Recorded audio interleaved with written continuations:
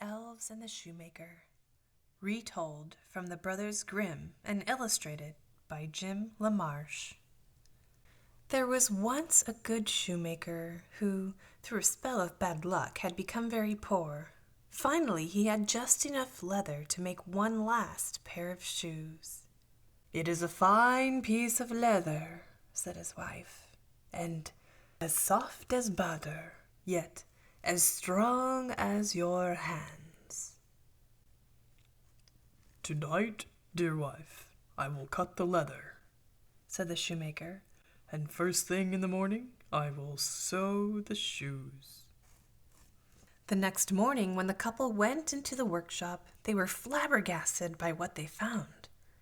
There on the work table stood 2 shoes, perfectly finished, not a stitch out of place.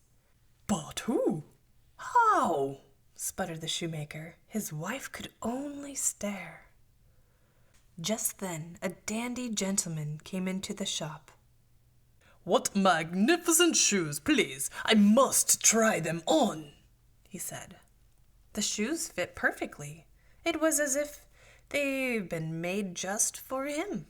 He was so pleased that he paid double the price.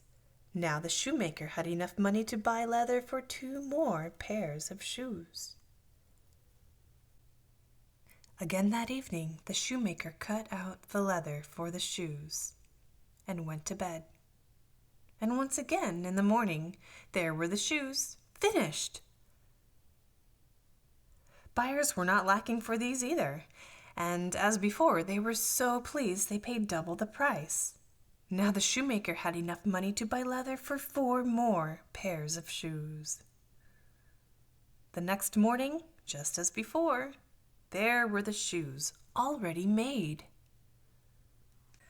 On and on it went. Whatever the shoemaker cut out in the evening was finished by morning. Soon the news of the splendid shoes spread throughout the town, and the shoemaker and his wife were no longer poor. One evening, not long before Christmas, as the shoemaker cut more leather for shoes, his wife spoke. "Dear husband, who has made us so rich? What if we were to stay up tonight and see who comes to our shop?" The shoemaker agreed. So that night they lit a small lamp in the hall, hid behind their coats, and waited.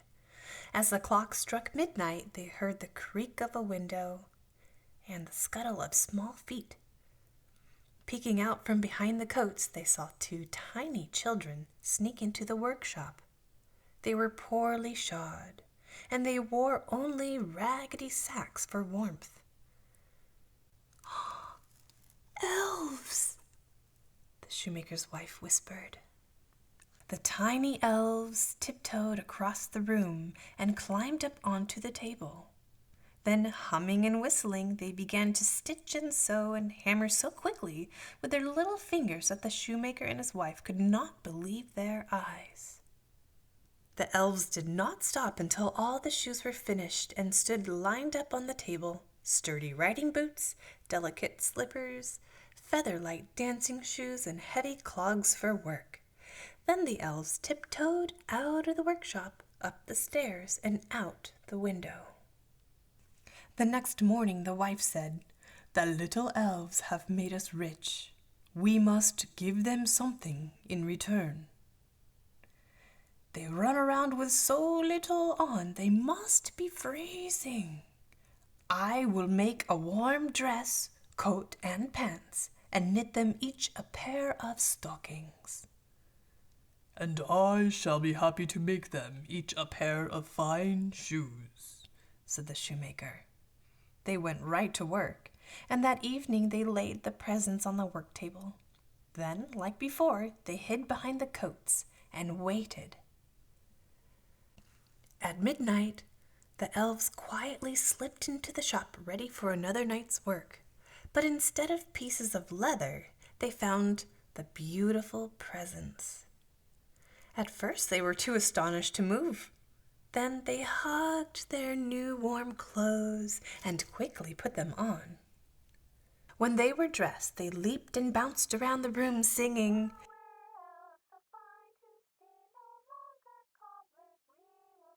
They jumped over chairs, raced around the shop, and finally ran out the door. The click-clack of their new shoes echoed through the streets.